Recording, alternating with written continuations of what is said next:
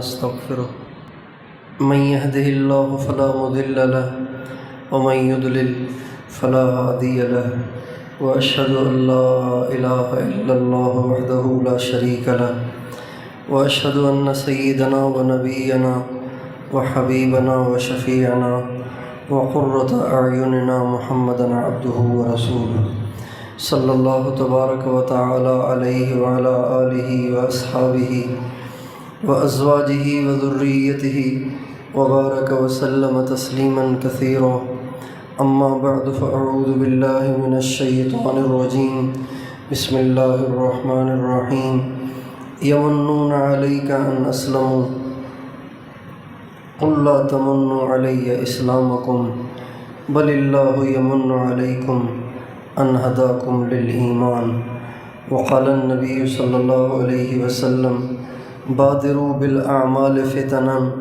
كقطع الليل المظلم يصبح الرجل مؤمنا ويمسي كافرا ويصبح كافرا ويمسي مؤمنا ويصبح كافرا يبيع احدهم دينه بعرض من الدنيا قليل سبحان ربك رب العزة عما يصفون وسلام على المرسلين والحمد لله رب العالمين اللهم صل على سيدنا محمد وعلى آل سيدنا محمد وبارك وسلم۔ میرے محترم بھائیوں اور دوستو، دنیا میں سب سے قیمتی دولت، سب سے زیادہ قیمتی دولت وہ اللہ کی ذات پر ایمان ہے۔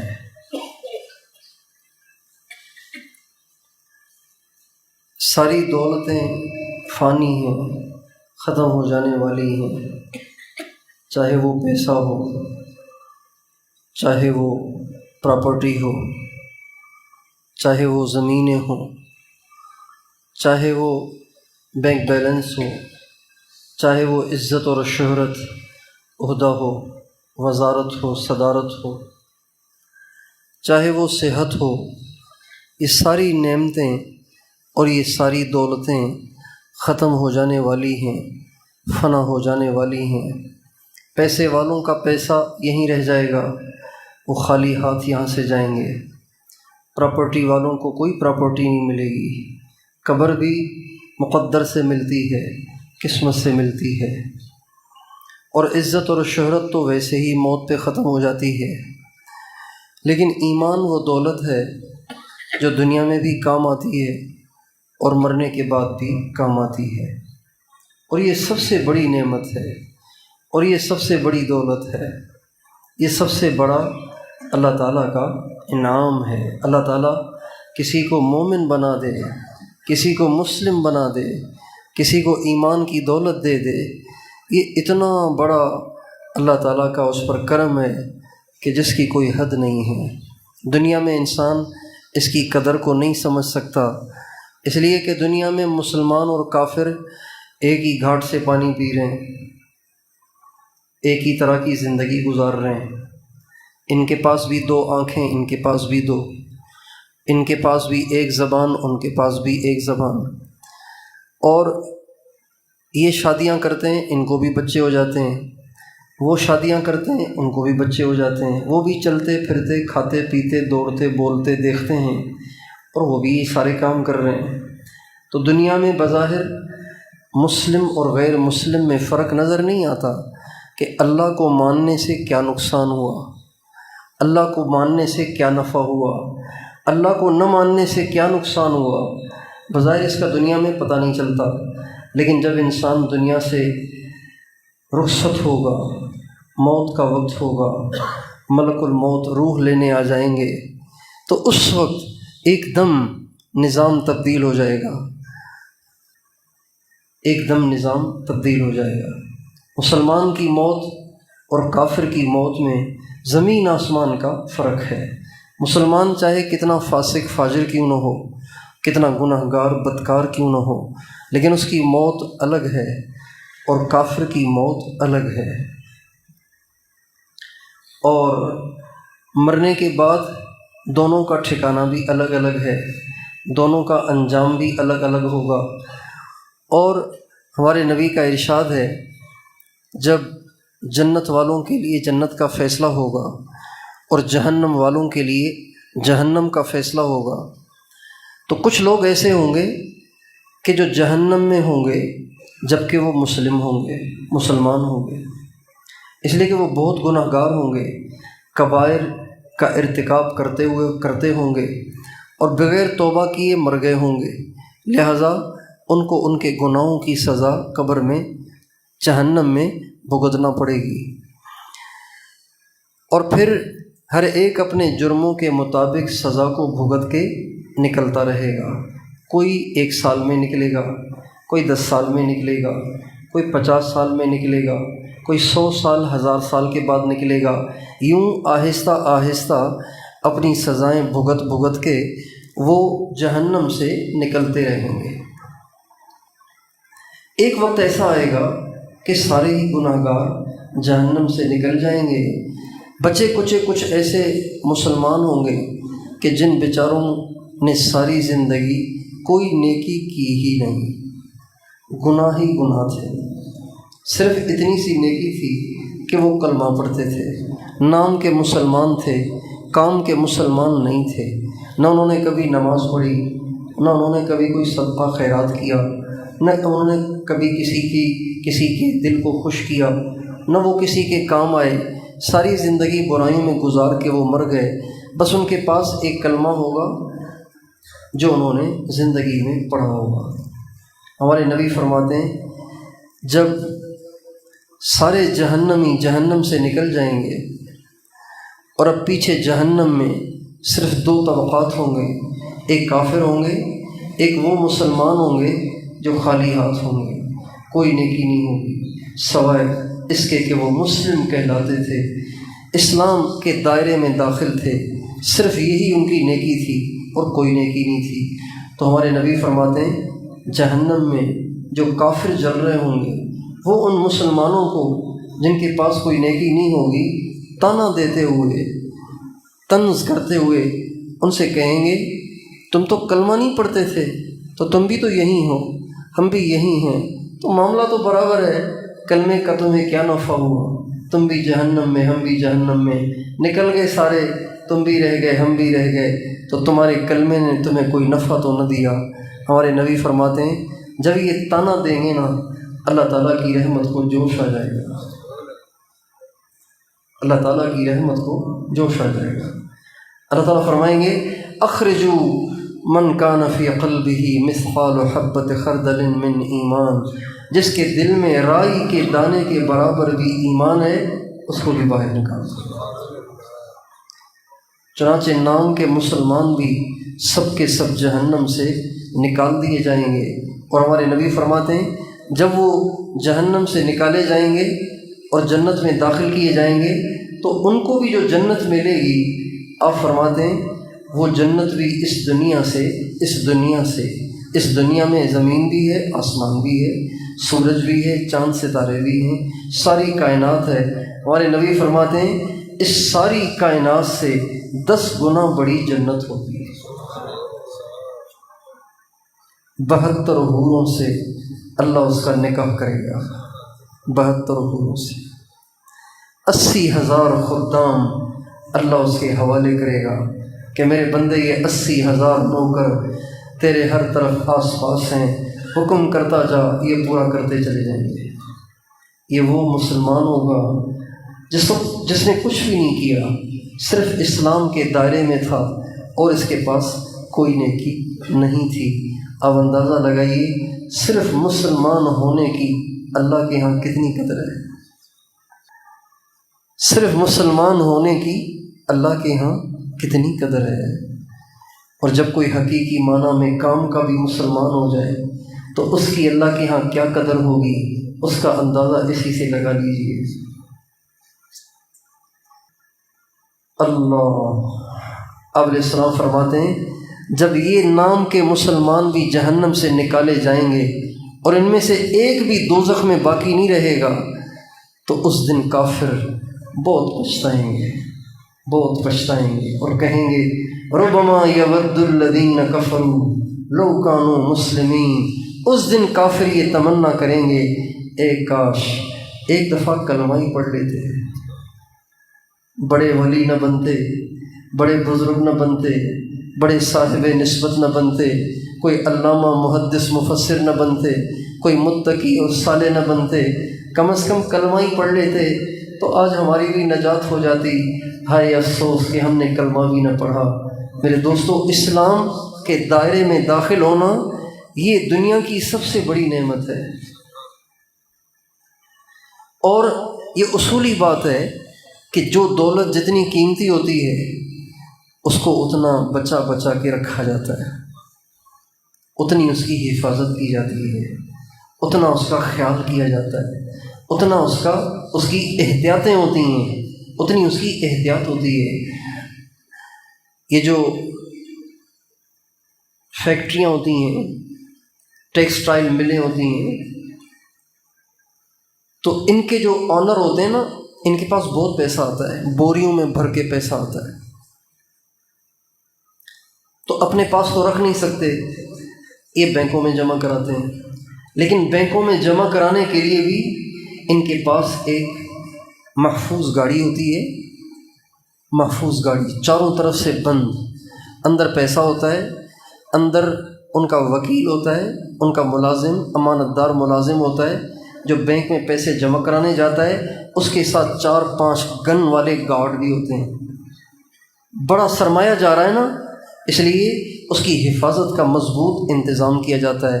میرے دوستو، ایمان بہت بڑی دولت ہے، ایمان بہت بڑا سرمایہ ہے، ایمان بہت بڑی پراپرٹی ہے، ایمان بہت بڑی جاگیر ہے، ایمان بہت بڑا مایہ ہے، سرمایہ ہے۔ جتنا یہ بڑا سرمایہ ہے اتنی اس کی حفاظت ہم نہیں کر رہے۔ اس لیے آج تک جتنے اہل اللہ دنیا میں آئے، جتنے اہل اللہ دنیا میں آئے، ان سارے اہل اللہ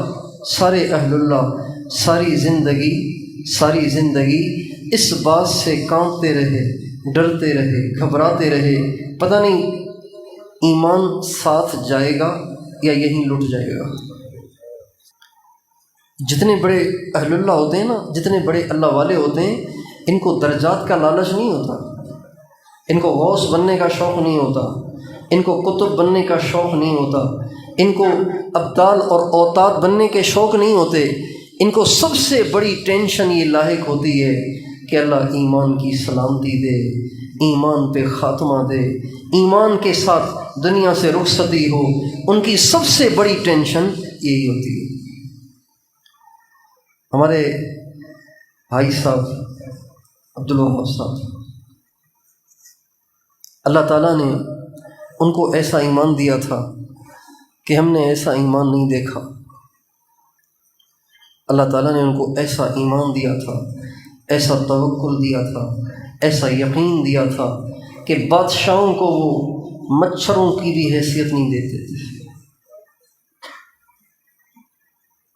بادشاہوں سے بھی نہیں ڈرتے تھے، فوجوں سے نہیں ڈرتے تھے، حکومتوں سے نہیں ڈرتے تھے، وہ سب کو سیدھی سیدھی اور کھری کھری سناتے تھے، اور وہ سامنے آتے تو ان کو زور سے لگا بھی دیتے تھے۔ ایسا اللہ تعالیٰ نے ان کو رتبہ اور ایسی ان کو اللہ تعالیٰ نے بے نیازی عطا فرمائی تھی۔ لیکن اپنی ذات کے بارے میں وہ یہ بارہا کہتے تھے، میرا کیا بنے گا، میرا کیا بنے گا۔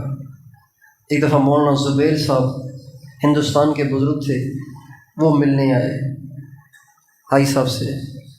رائے میں اجتماع ہوتا ہے نا، ابھی بھی ہے اجتماع، اب حضرات کا اجتماع ہے نا، تو مولانا زبیر صاحب آئے حاجی صاحب سے ملنے کے لیے، تو حاجی صاحب بڑے پریشان غمگین فرمانے لگے، زبیر تم میرے لیے دعا کرو، میرا کیا بنے گا، میں بہت پریشان رہتا ہوں کہ مرنے کے بعد میرا کیا بنے گا۔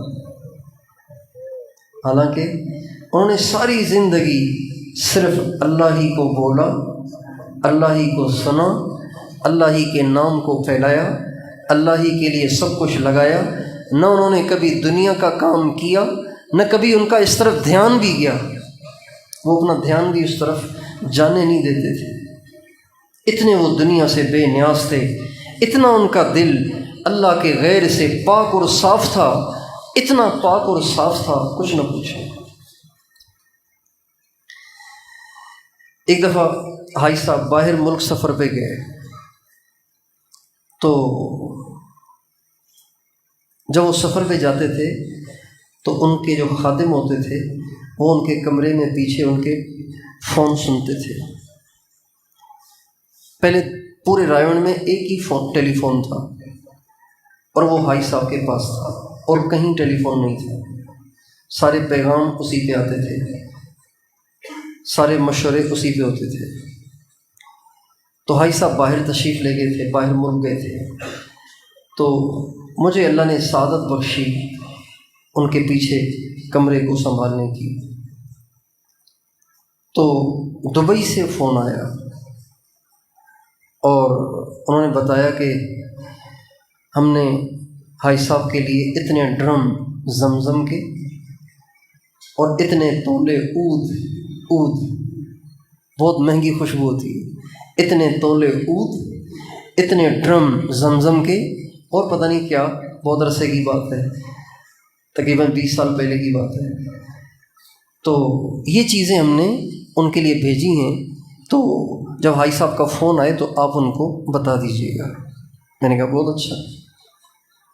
جب فون آیا تو روزانہ فون کرتے تھے اور پوچھتے تھے فجر کا بیان کس نے کیا، ہدایات کس نے دی، تعلیم کس نے کی، یہ کام وہ کام، واپسی میں مجمع کتنا تھا، روانگی کا مجمع کتنا تھا، ساری کارگزاری سنتے تھے۔ مشورے میں کون کون آئے، کون کون نہیں آئے، یہ ساری کارگزاری سنتے تھے۔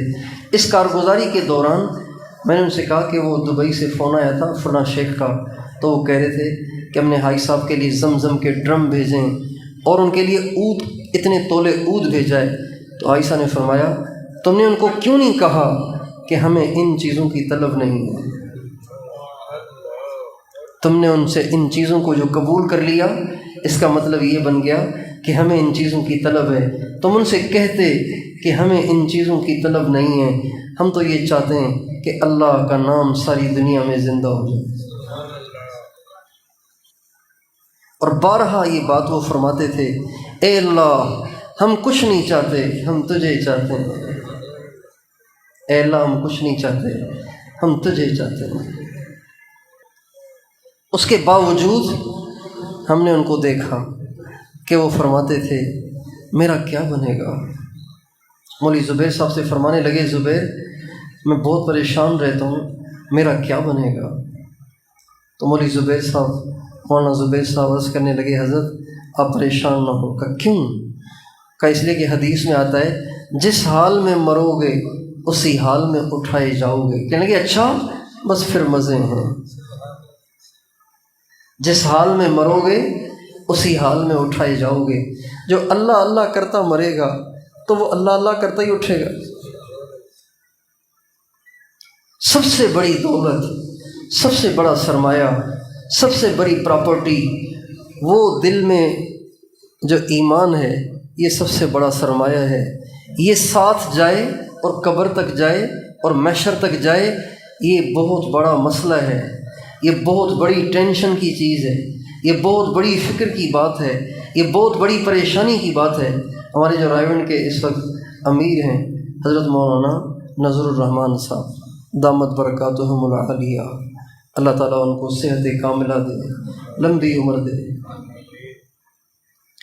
ان کے جو شیخ تھے، ان کے جو مرشد تھے، خواجہ خواجگاں قطب الاقطاب حضرت مولانا خواجہ خان محمد صاحب کندیاں شریف والے، تو ان کی ایک خانقاہ تو میاں والی میں ہے کندیاں میں، ایک خانقاہ ان کی لاہور میں بھی ہے، اس کا نام بھی خانقاہ سراجیہ ہے۔ تو مہینے مہینے، دو مہینے، 4 مہینے میں ایک دفعہ وہ یہاں تشریف لاتے تھے۔ تو جب بھی وہ آتے تھے تو حضرت مولانا نذر الرحمان صاحب حاجی صاحب سے چھٹی لے کر ضرور ان کی خدمت میں حاضر ہوتے تھے۔ کبھی بھی ایسے نہیں ہوتا تھا کہ ان کے شیخ لاہور تشریف لائیں اور حضرت خواجہ خان اور حضرت مولانا نذر الرحمان صاحب ان کی زیارت کے لیے، ان سے استفادے کے لیے نہ جائیں۔ جب بھی تشریف لاتے مولانا جاتے تھے۔ ایک دفعہ حضرت مولانا نذر الرحمان صاحب ان کی خدمت میں حاضر ہوئے، گئے اور سلام کر کے اتحیات میں گردن جھکا کے بیٹھ گئے۔ 1 گھنٹہ 1.5 گھنٹہ گردن جھکا کے بیٹھے رہے اور آنکھ سے آنسو بہتے رہے۔ دیکھنے والے بھی حیران تھے کہ مسئلہ کیا ہے، مولانا بات ہی نہیں کر رہے، مسلسل روئے چلے جا رہے ہیں۔ کافی دیر کے بعد جب رونے سے افاقہ ہوا تو اپنے حضرت سے فرمانے لگے، عرض کرنے لگے، حضرت دعا فرمائیں اللہ ایمان پہ خاتمہ عطا فرمائے۔ مسلمانوں والی زندگی گزارنے سے یہ بات لازم نہیں ہو جاتی کہ موت بھی مسلمانوں والی ہو۔ مسلمانوں کے گھر میں پیدا ہونے سے یہ بات لازم نہیں ہو جاتی کہ موت بھی ایمان پہ ہوگی۔ زندگی میں کلمہ پڑھنے سے یہ بات لازم نہیں ہو جاتی کہ موت کے وقت بھی کلمہ یاد آئے گا اور موت کے وقت بھی ایمان ساتھ ہوگا۔ بہت سے زندگیاں انہوں نے ایمان میں گزاری لیکن موت کے وقت وہ کفر پہ مرے۔ ایسی 1-2 نہیں، ہزاروں مثالیں ہیں۔ اس لیے ایمان سب سے بڑی دولت ہے اور ایمان کی حفاظت کی سب سے زیادہ ضرورت ہے۔ جیب میں 1 لاکھ ہوں تو انسان بار بار اپنی توجہ جیب کی طرف لے جاتا ہے، کہیں کسی جیب کترے نے جیب کاٹ تو نہیں دی۔ قیمتی موبائل پاس ہو تو بار بار جیب کو ہاتھ لگاتا ہے۔ طواف کے دوران لوگ موبائل چیک کر رہے ہوتے ہیں، جیب تو نہیں کٹ گئی۔ ٹرین میں چڑھتے ہوئے، بس میں چڑھتے ہوئے موبائل چیک کر رہے ہوتے ہیں، موبائل تو نہیں نکل گیا اور بٹوا تو نہیں نکل گیا اور جیب تو نہیں کٹ گئی، اس لیے کہ جیب میں پڑے ہوئے پیسوں کی قیمت ہے اور 1 لاکھ والے موبائل کی قیمت ہے اور جیب میں پڑے ہوئے بٹوے کی قیمت ہے۔ لیکن دوستو، جتنی ہم اپنے بٹوے کی فکر کرتے ہیں، جتنی ہم اپنے موبائل کی فکر کرتے ہیں، جتنی ہم اپنی دولت کی فکر کرتے ہیں، کیا ہم اپنے ایمان کو بچانے کے لیے بھی اتنے ہی فکر مند ہیں؟ جس دور میں میں اور آپ چل رہے ہیں، جس دور میں میں اور آپ چل رہے ہیں، سب سے خوفناک زمانہ ہمارے والا زمانہ ہے، اور یہ زمانہ اب مزید خوفناک ہوتا چلا جائے گا، مزید خوفناک ہوتا چلا جائے گا۔ جتنے خطرات ایمان کو آج لاحق ہیں، کل اس سے زیادہ ہوں گے، پرسوں اس سے بھی زیادہ ہوں گے، ترسوں اس سے بھی زیادہ ہوں گے، 2023 میں اس سے زیادہ، 24 میں اس سے زیادہ، 25 میں اس سے زیادہ، 26 میں اس سے زیادہ، 27 میں اس سے زیادہ، 28 میں اس سے زیادہ، اور یہ خطرات بڑھتے چلے جائیں گے یہاں تک کہ یہ خطرات اپنے عروج پہ چلے جائیں گے۔ اس لیے جب جیب کتروں کی بہتات ہو تو جیب کو محفوظ رکھنا چاہیے، جب چوروں کی بہتات ہو تو گھروں کو تالے لگائے جاتے ہیں، رات کو سونے سے پہلے گنڈیاں لگائی جاتی ہیں اور 4 دیواری پہ تاریں لگائی جاتی ہیں، چوروں سے حفاظت کے لیے تاریں لگائی جاتی ہیں، تالے لگائے جاتے ہیں، اسے لاک کیا جاتا ہے۔ میرے دوستو، جس دور میں آپ اور میں چل رہے ہیں، اس میں سب سے زیادہ خطرہ جس دولت کو لاحق ہے وہ ہمارا ایمان ہے۔ ہمارے نبی کا ارشاد ہے کہ بادروا بالاعمال فتنا کقطع اللیل المظلم، جلدی جلدی اعمال کر لو، اس لیے کہ ایسا دور آنے والا ہے کہ جس میں اتنے فتنے ہوں گے کہ جیسے کالی رات کا اندھیرا ہوتا ہے، جیسے اندھیرے میں حق اور باطل کی پہچان مشکل ہو جاتی ہے، صحیح اور غلط کی پہچان مشکل ہو جاتی ہے، میری امت پہ ایک دور ایسا آئے گا کہ حق اور باطل کی تمیز کرنا ایک عام آدمی کے لیے مشکل ہو جائے گا۔ اس کو سنے گا تو کہے گا یہ ٹھیک کہہ رہا ہے، اس کو سنے گا تو کہے گا یہ ٹھیک کر رہا ہے، یہ ٹھیک کہہ رہا ہے، اس کو سنے گا تو وہ اچھا لگے گا، اس کو سنے گا تو یہ دل کو بھائے گا، اس کو سنے گا تو اس کے دلائل مضبوط نظر آئیں گے، اس کو دیکھے گا، اس کو سنے گا تو اس کے دلائل مضبوط نظر آئیں گے۔ کقطع اللیل المظلم، سیاہ رات کی طرح سے ایسے فتنے آنے والے ہیں کہ جس میں ایمان اور کفر میں تمیز کرنا مشکل ہو جائے گا، حق اور باطل میں تمیز کرنا مشکل ہو جائے گا۔ آپ فرماتے ہیں جب وہ زمانہ آئے گا تو تم دیکھو گے یصبح الرجل مؤمنا ویمسی کافرا ویمسی مؤمنا ویصبح کافرا، تم دیکھو گے کہ لوگ صبح کو مسلمان ہوں گے اور شام کو کافر ہو جائیں گے اور ان کو پتہ بھی نہیں چلے گا۔ شام کو مسلمان ہوں گے اور صبح کو کافر ہو جائیں گے اور راتوں رات اپنے ایمان کو لٹا بیٹھیں گے اور ان کو پتہ بھی نہیں چلے گا۔ جس دور میں ہم چل رہے ہیں وہ دور آئے گا نہیں، وہ دور آ چکا ہے، وہ دور آ چکا ہے، وہ دور آ چکا ہے۔ ایمان کے لٹیرے دنیا میں دن دناتے پھر رہے ہیں، ایمان کے ڈاکو دنیا میں بڑے معزز دیکھے جا رہے ہیں، سمجھے جا رہے ہیں، اور وہ کروڑوں انسانوں کے ایمان لوٹ رہے ہیں، اور جن کے ایمان لٹ رہے ہیں ان کو اس کا احساس نہیں ہے، وہ سمجھ رہے ہیں کہ ہم تو حق راستے پہ جا رہے ہیں۔ اس لیے ایمان کو بچانا، ایمان کی حفاظت کے لیے فکر مند ہونا، ایمان کی حفاظت کے لیے فکر مند ہونا، محتاط رہنا، یہ ہم میں سے ہر ایک کی آج کے دور میں بہت بڑی ذمہ داری ہے۔ اپنے ایمان کی بھی فکر کرنا، اپنی نسلوں کے ایمان کی بھی فکر کرنا، اپنے اہل و عیال کے ایمان کی فکر کرنا، اپنے رشتہ داروں کے، دوستوں کے، تعلق والوں کے، سارے مسلمانوں کے ایمان کی فکر کرنا، یہ ہماری ذمہ داری ہے۔ ایمان اللہ کی طرف سے ایک نعمت ہے، اللہ کی طرف سے ایک نعمت ہے۔ اچھا، اس سے پہلے مجھے ایک چھوٹا سا اور واقعہ یاد آ گیا۔ ہمارے ایک بہت بڑے بزرگ تھے، حضرت مولانا محمد عمر صاحب پالم پوری رحمۃ اللہ علیہ، بہت بڑے اللہ والے تھے۔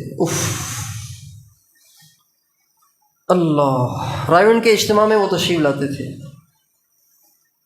ان کا بیان سب سے زیادہ مین اور اہم اور سب سے زیادہ جاذب اور دلکش اور پرتاثیر ہوا کرتا تھا۔ جب وہ تشریف لاتے، ایک دفعہ وہ تشریف لائے تو حضرت مولانا محمد یوسف صاحب لدھیانوی رحمۃ اللہ علیہ وہ بھی تشریف لائے ہوئے تھے، وہ بھی تشریف لاتے تھے۔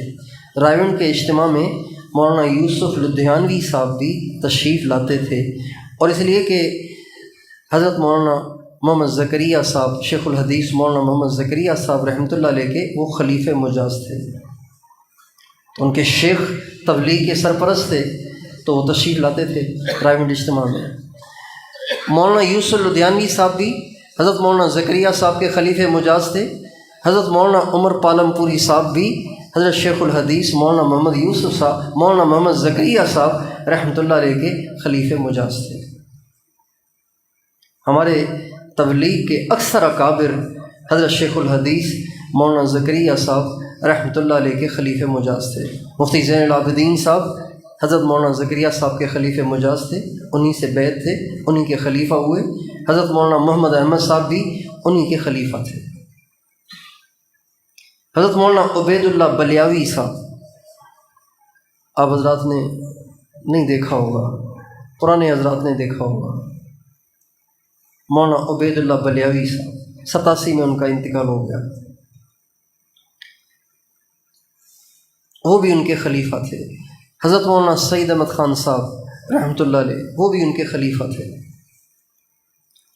تو جب یہ تشریف لائے نا مولانا عمر صاحب پالم پوری رحمۃ اللہ علیہ ہندوستان سے اجتماع کے لیے، تو مولانا یوسف لدھیانوی صاحب سے ملاقات، پیر بھائی آپس میں ملاقات ہوئی تو ایک دوسرے سے لپٹ گئے، باقاعدہ جپھی پا کے ملے، لپٹ گئے۔ جب لپٹے تو مولانا محمد عمر پالم پوری صاحب پھوٹ پھوٹ کے روئے، مولانا یوسف لدھیانوی صاحب سے لپٹ کے پھوٹ پھوٹ کے روئے، کافی دیر روئے۔ جب ذرا افاقہ ہوا تو مولانا یوسف لدھیانوی صاحب سے انہی گیلی آنکھوں کے ساتھ روتے روتے مولانا عمر پالم پوری صاحب کہنے لگے، حضرت دعا کریں اللہ تعالیٰ ایمان پر خاتمہ عطا فرمائے، دعا کریں اللہ ایمان کی سلامتی عطا فرمائے۔ تو مولانا یوسف صاحب نے ان کی تسلی کے لیے ایک بات فرمائی۔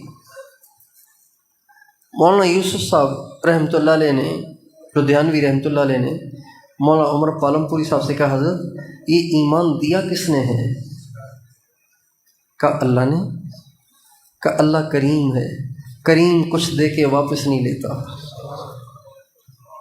جب یہ کہا تو مولانا عمر صاحب کھل اٹھے، ایسے جیسے جان میں جان آ گئی ہو۔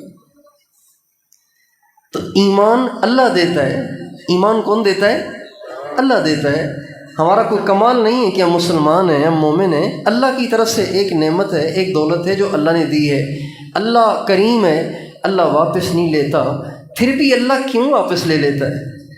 اللہ کریم ہے، واپس نہیں لیتا، پھر بھی بہت سے موت ایمان سے کیوں محروم ہو جاتے ہیں؟ اس کے کچھ اسباب ہیں، اس کے کچھ اسباب ہیں۔ ان میں سے موٹی موٹی چیزیں میں آپ کے سامنے عرض کرتا ہوں، اس لیے عرض کرتا ہوں تاکہ ہم اپنے ایمان کو بچانے کے لیے ان اسباب سے بچیں کہ جن اسباب سے ایمان ضائع ہوتا ہے۔ ان میں سے سب سے پہلا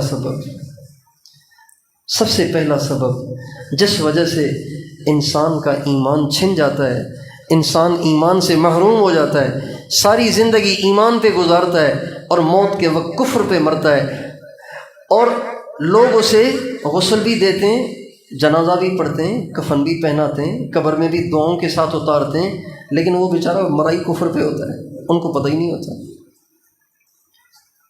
سب سے بڑا سبب وہ اہل اللہ کی توہین ہے،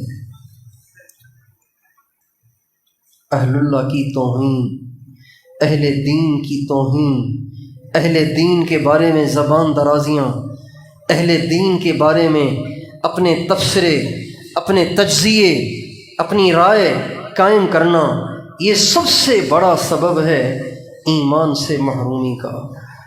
حضرت امام ربانی مولانا رشید احمد گنگوہی رحمۃ اللہ علیہ فرماتے ہیں، جو لوگ علماء کے خلاف زبان کھولتے ہیں ان کی قبریں کھول کے دیکھو، ان کے چہرے قبلے سے پھرے ہوئے پاؤ گے۔ سب سے بڑا سبب جس وجہ سے لوگ ایمان سے محروم ہو جاتے ہیں اور کفر پہ مرتے ہیں اور رشتہ داروں کو پتہ بھی نہیں چلتا اور وہ ہمیشہ کے لیے جہنم رسید ہو جاتے ہیں، سب سے بڑا سبب وہ اہل اللہ کے بارے میں زبان کھولنا، اہل دین کے بارے میں زبان کھولنا، اہل علم کے بارے میں زبان کھولنا، اہل اللہ کے بارے میں زبان کھولنا، ان پہ تبصرے کرنا، ان کی دل آزاریاں کرنا، ان کے کیڑے نکالنا، ان پہ انگلیاں اٹھانا، ان کی بے عزتیاں کرنا، یہ سب سے بڑا سبب ہے۔ اور یہ آج عام ہے، عام ہو گیا ہے، عام ہو گیا ہے، عام ہو گیا ہے۔ لوگوں نے حکومت کا ایسا بھوت اپنے پر سوار کر لیا ہے کہ اس بھوت کے سوار ہونے کے بعد پھر وہ زبان کھولتے ہوئے یہ نہیں سوچتے کہ جس کے بارے میں زبان کھول رہا ہوں اس کی نسبت کیا ہے، اس کی حیثیت کیا ہے۔ اس لیے اگر ایمان کی فکر ہے، اگر ایمان کو بچانا ہے، اگر ایمان کو قبر میں ساتھ لے کے جانا ہے تو سب سے پہلی احتیاط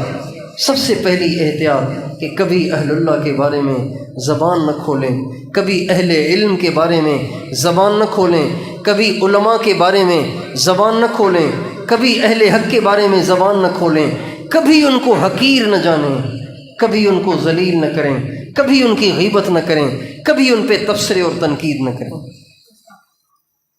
آپ کہیں گے اگر کوئی اہل اللہ ہو ہی نہیں پھر تو کر سکتے ہیں نا، ہم تو ان پہ کرتے ہیں جن کو اہل اللہ سمجھتے ہی نہیں۔ یہ بھی شیطان سجاتا ہے نا، ہم تو ان کو اہل اللہ ہی نہیں سمجھتے۔ آپ کہتے ہیں اہل اللہ کی توہین سے ایمان سلب ہوتا ہے، ہم تو ان کو اہل اللہ ہی نہیں سمجھتے۔ میرے بھائی، اہل اللہ کا سرٹیفکیٹ آپ نے نہیں دینا، اہل اللہ کا سرٹیفکیٹ بھی اہل اللہ نہیں دینا ہے۔ اہل اللہ کا سرٹیفکیٹ کس نے دینا ہے؟ جس کو زمانے کے اہل اللہ کہیں وہ اہل اللہ ہے، چاہے آپ کو فاسق نظر آتا ہو، چاہے آپ کو بددیانت نظر آتا ہو، چاہے آپ کو چور نظر آتا ہو، چاہے آپ کو ڈاکو نظر آتا ہو، اس لیے کہ آپ کی عقل ہی نہیں ہے اتنی، آپ کی سمجھ ہی نہیں ہے اتنی، آپ کے پاس بصیرت ہی نہیں ہے اتنی، آپ کو اللہ نے دل کی آنکھ ہی نہیں دی کہ جس سے آپ پہچان سکیں کہ اگلا کس درجے کا آدمی ہے، تو آپ کیسے یہ طے کریں گے کہ یہ اہل اللہ میں سے ہے کہ نہیں ہے؟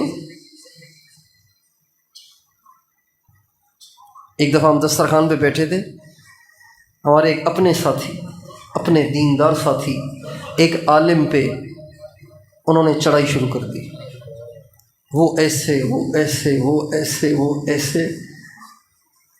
تو میں نے کہا کہ آپ جو کہہ رہے ہیں نا کہ وہ ایسے وہ ایسے وہ ایسے، آپ کے پاس کیا دلیل ہے؟ کہنے لگے آپ اٹھا کے دیکھیں، میڈیا بھرا پڑا ہے، یہ سارے اینکر جھوٹ بول رہے ہیں، یہ سارے تجزیہ نگار جھوٹ بول رہے ہیں، یہ سارے سیاستدان جھوٹ بول رہے ہیں۔ تو میں نے کہا ہاں یہ جھوٹ بول رہے ہیں، اس لیے کہ ان کی بات میں اور زمانے کے اہل اللہ کی بات میں تضاد ہے۔ ساری دنیا کچھ کہے، اللہ کے اولیاء اور اللہ کے مقرب بندے اور زمانے کے اہل حق اور اللہ کے خواص بندے جو کہیں گے ہم تو اسی کو فالو کریں گے، چاہے ساری دنیا ان کے خلاف ہو۔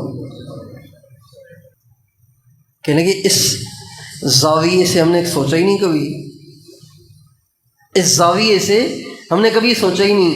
ہم نے تو جو کچھ سنا اس پہ یقین کر کر ہم نے تجزیے شروع کر دے، تبصرے شروع کر دیے، اور ان پہ کیچڑ اچھالنا شروع کر دی اور ان کے کیڑے نکالنا شروع کر دیے۔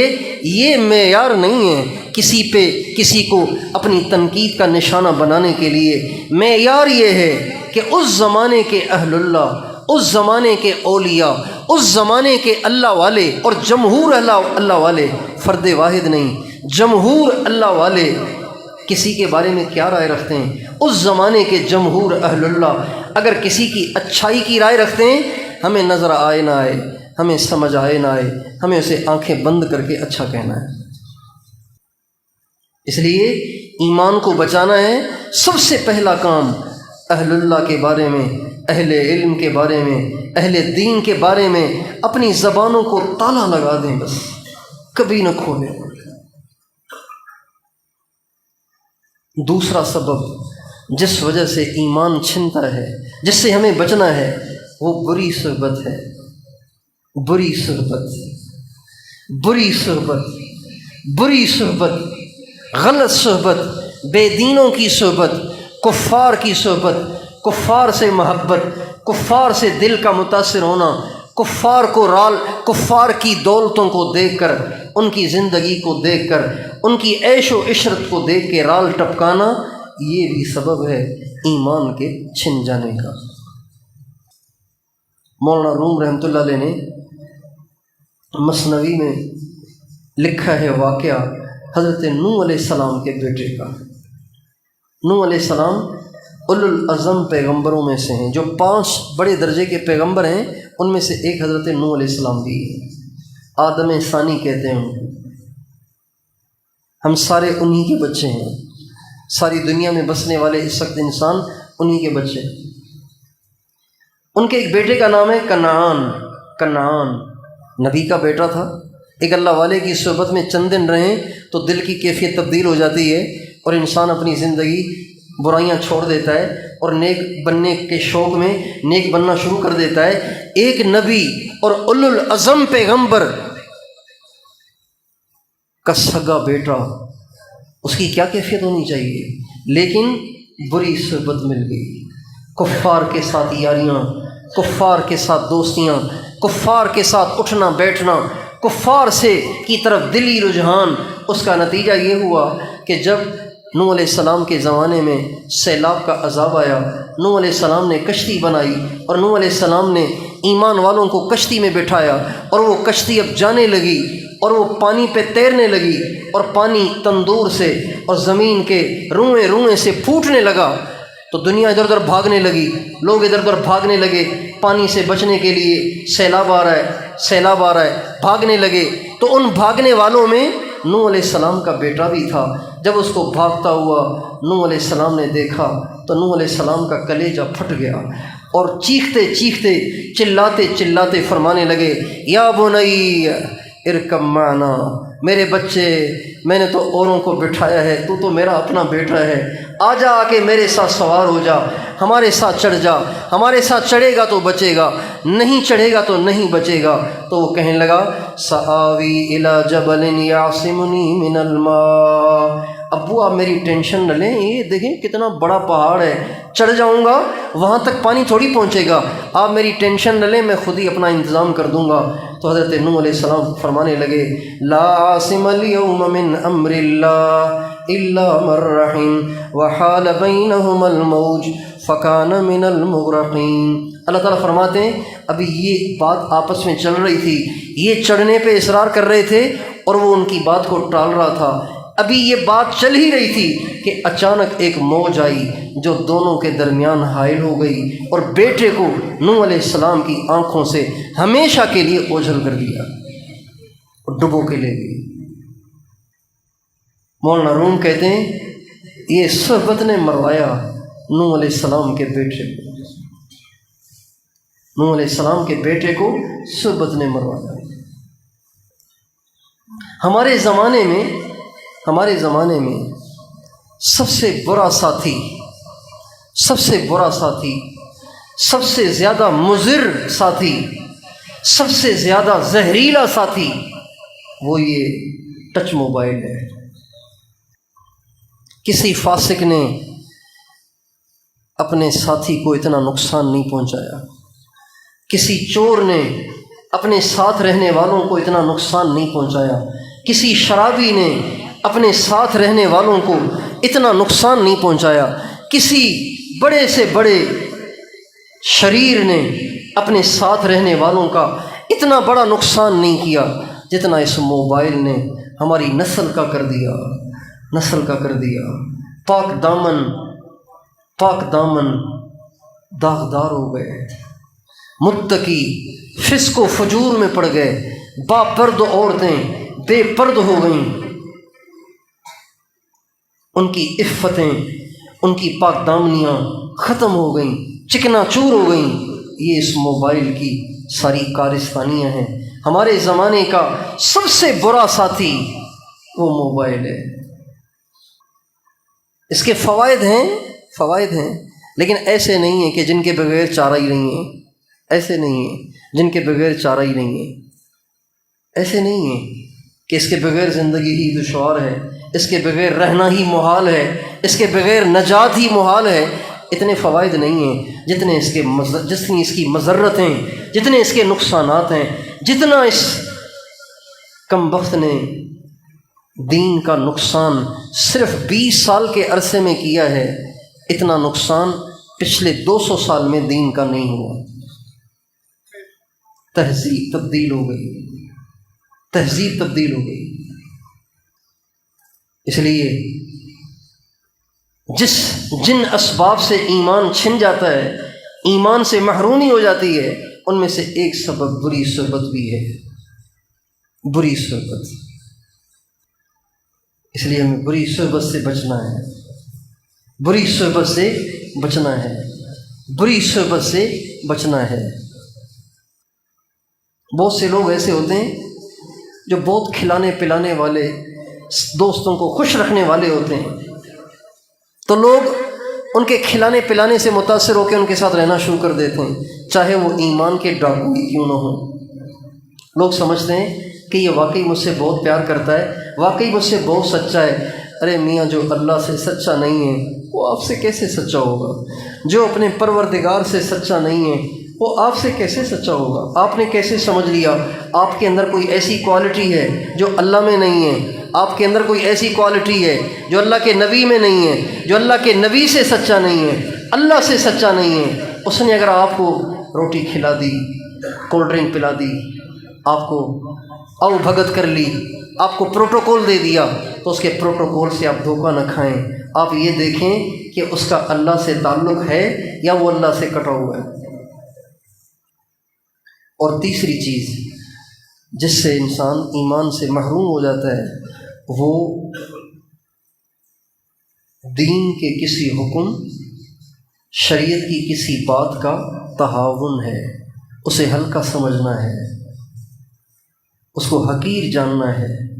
یہ وہ چیز ہے جس سے انسان موت کے وقت ایمان سے محروم ہو جاتا ہے۔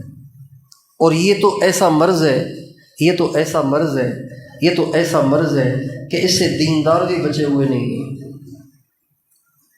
عمومی طور پر یہ مرض پھیل گیا ہے، دین کے ساتھ تہاون، دین کو ہلکا سمجھنا، دین کو چھوٹا سمجھنا، دین والے کو حقیر سمجھنا، اور سنت کا مذاق اڑانا، اور سنت کو ہلکا گرداننا، اور سنت کو ہلکی نگاہوں سے دیکھنا۔ یہ تو ایسا مرض ہے، ایسا مرض ہے، ایسا مرض ہے، ایسا مرض ہے کہ کوئی اکا دکا لوگ اس سے بچے ہوئے ہیں۔ کسی دنیا دار تقریب میں کوئی داڑھی والا داخل ہو جاتا ہے نا، ٹوپی والا داخل ہو جاتا ہے، پگڑی والا داخل ہو جاتا ہے، تو سارے ہی اس کو عجیب و غریب نگاہوں سے دیکھنے لگ جاتے ہیں۔ یہ دین کے ساتھ تہاون ہے۔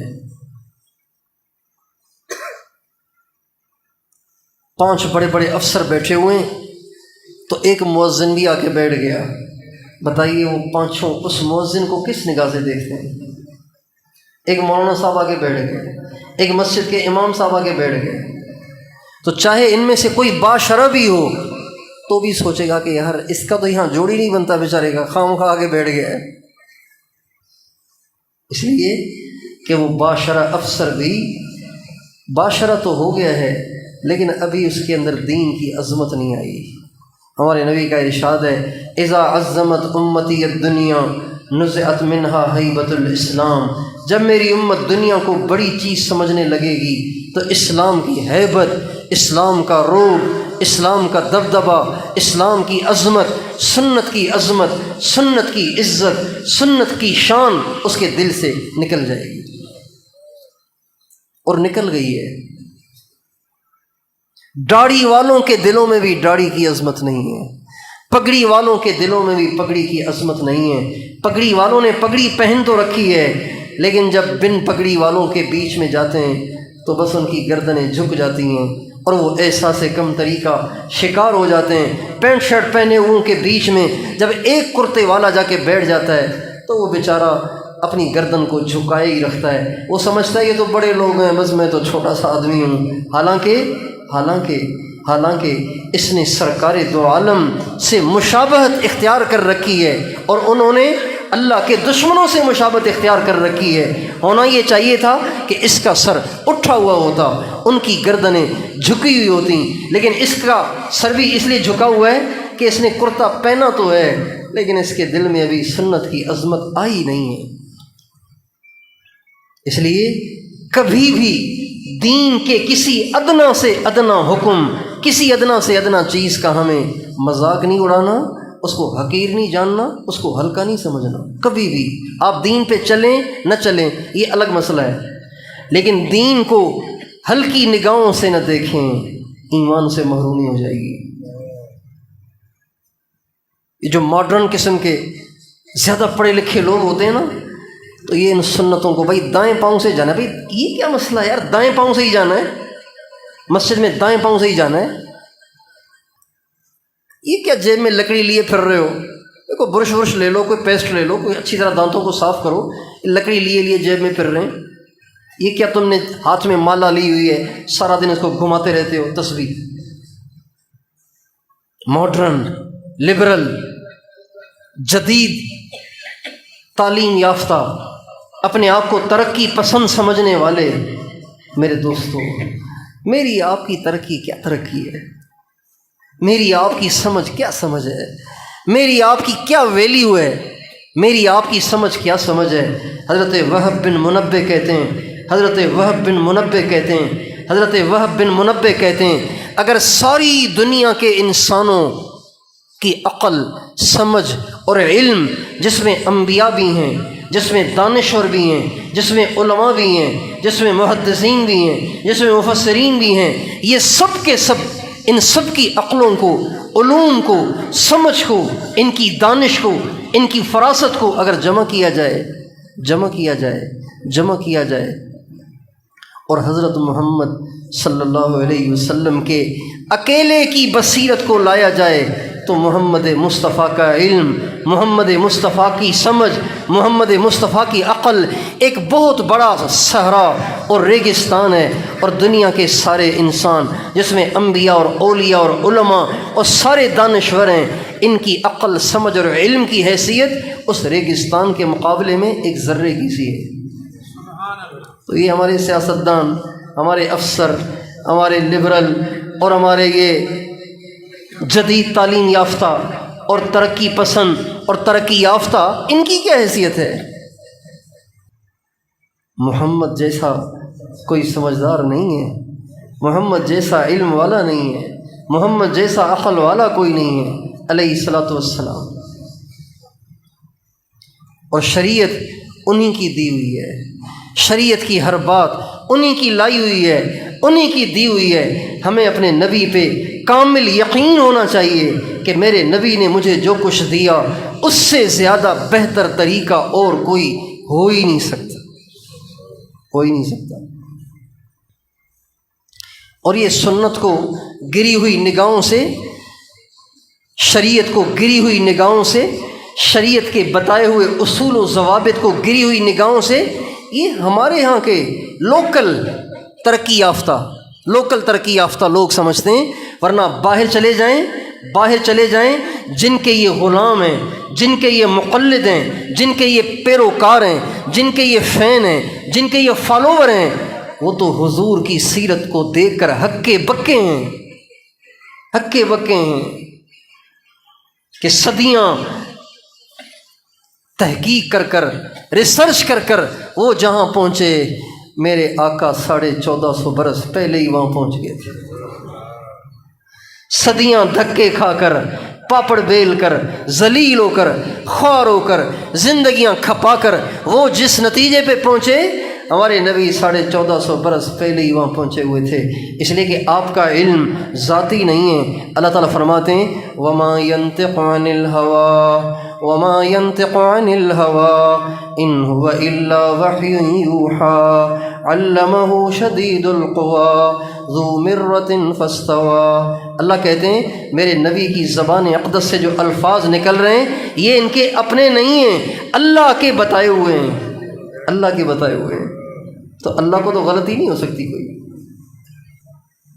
اس لیے ہمیں شریعت کو ہلکا سمجھنے سے، کسی بھی شریعت کی چیز کو ہلکا سمجھنے سے بہت بچنا ہے۔ تو بچیں گے انشاءاللہ۔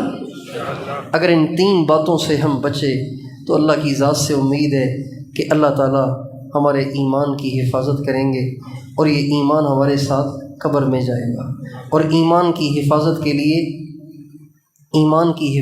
لیے یہ تو ہیں ایمان کے لٹ جانے اور چھن جانے کے اسباب، اور ایمان کے محفوظ رہنے کے بھی 3 اسباب ہیں۔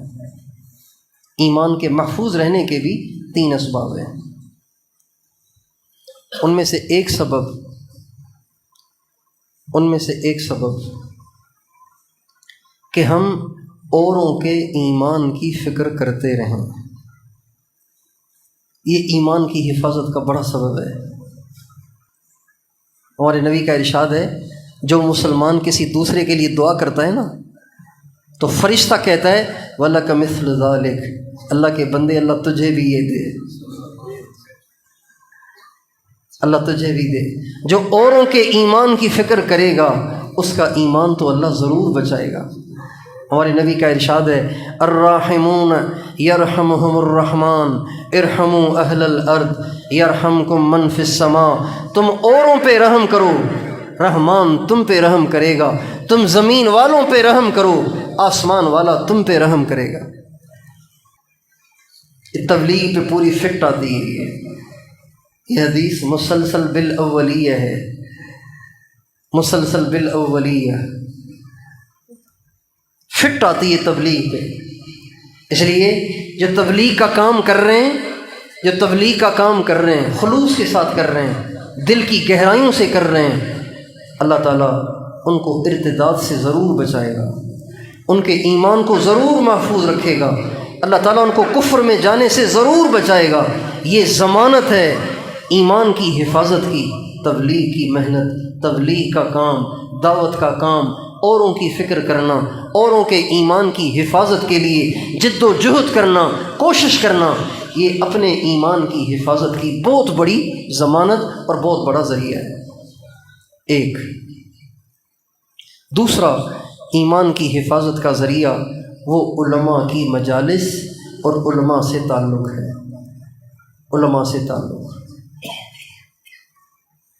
آپ علماء کے پاس بیٹھیں گے تو آپ سنیں گے یہ جائز ہے یہ ناجائز ہے، اس سے بچنا ہے، اس سے پرہیز کرنا ہے، یہ ٹھیک ہے یہ ٹھیک نہیں ہے۔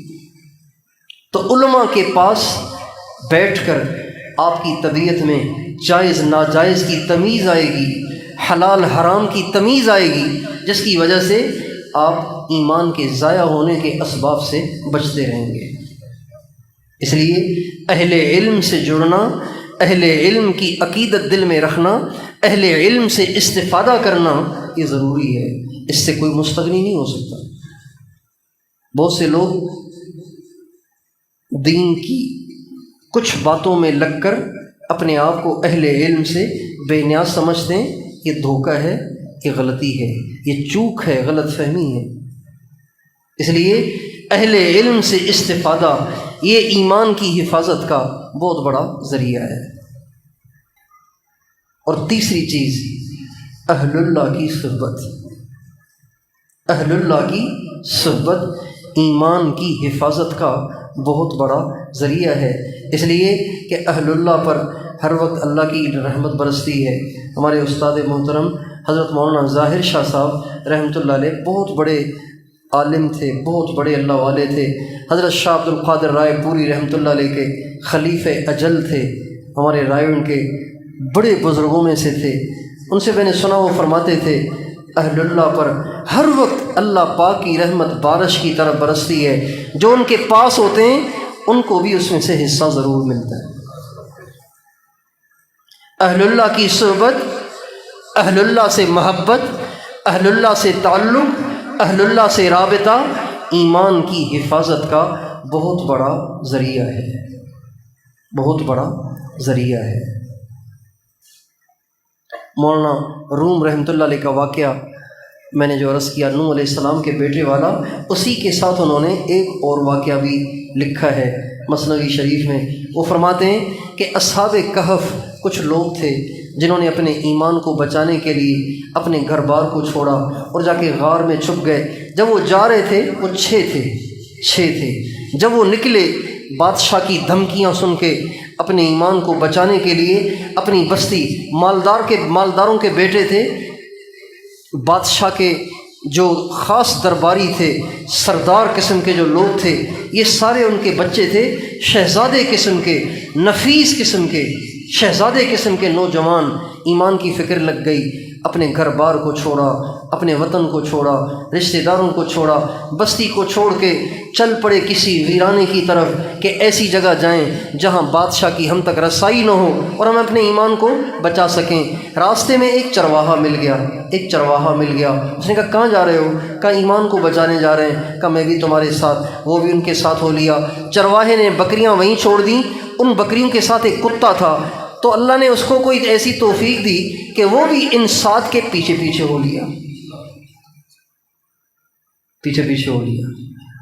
اذ اول فتیۃ الی الکہف فقالوا ربنا آتنا من لدنک رحمتا وہیئ لنا من امرنا رشدا۔ اللہ تعالیٰ کے سامنے وہ دست بدعا ہوئے، وہ کہنے لگے اللہ ایمان کو بچانے کے لیے نکلیں، اب ہم تجھے اپنے آپ کو تیرے حوالے کرتے ہیں، تو اپنی رحمت سے ہماری حفاظت فرما۔ اور جا کے غار میں بیٹھ گئے۔ یہ کتا بھی ان کے ساتھ ہو گیا۔ انہوں نے اس کو بھگانے کی کوشش تو کی لیکن وہ ہٹا نہیں، چپٹا رہا ان کے ساتھ، چپکا رہا ان کے ساتھ، اور اتنا چپکا کہ انہی میں سے ہو گیا۔ یہاں تک کہ ہمارے نبی نے فرمایا کوئی جانور جنت میں نہیں جائے گا لیکن اصحاب کہف کے کتے کو اللہ جنت میں داخل کرے گا، اصحاب کہف کی صحبت کی برکت سے، اصحاب کہف کی صحبت کی برکت سے۔ اور اللہ تعالیٰ کو یہ کتا جو اہل اللہ سے چپک گیا، اہل اللہ سے چمڑ گیا، اللہ والوں سے چمڑ گیا، ایمان والوں سے چمڑ گیا، اللہ پاک کے نام پہ سب کچھ قربان کرنے والوں سے چپک گیا، اتنا اللہ کو اچھا لگا کہ اللہ نے اس کو قرآن کا حصہ بنا دیا۔ اللہ اکبر! قرآن تو پاک ہی پاک ہے، لا یمسہ الا المطہرون۔